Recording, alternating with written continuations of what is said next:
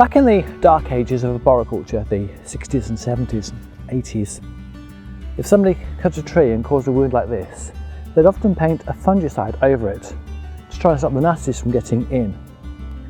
We now know that actually the tree is very well equipped to defend itself.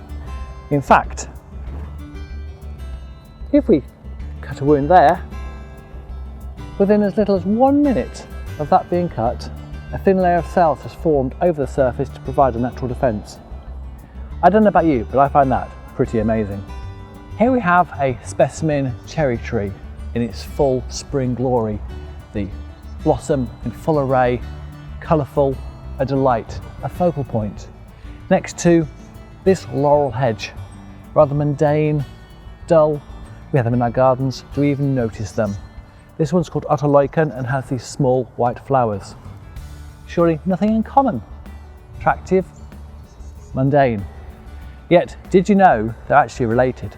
They're both members of the Prunus genus. Nothing in common? A lot in common. I find that pretty amazing. Don't know about you, but I love an apple. Great snack. Sweet, crispy, what a treat. In order to allow a fruit tree like this to provide a good harvest, it needs to be pruned on a regular basis. This one's been around for a long time. We can even see the fungicide paintings from decades ago. Did you know the timing of pruning will influence how heavy a crop a tree can produce? This one seems to have already been pruned, so I'll put these secateurs away for this time and go look for another one to prune. This one has a little hole at the very top, which is an ideal watering station for birds, bees and other insects.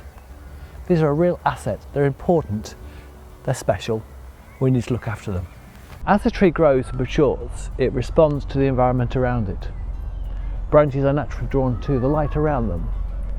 One of the problems with a tree such as this is that we can then get very long, thin branches with weight at the end. Try this. Hold your arm at 90 degrees and now put a weight at the end.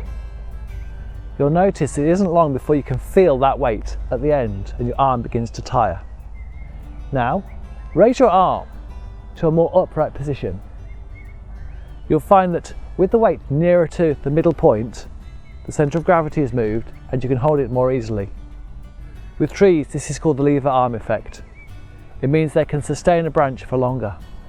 With this tree here, the branch is at about 30 degrees and the tree is better able to sustain this branch, is less likely to fail and to snap, and the tree has got it for longer.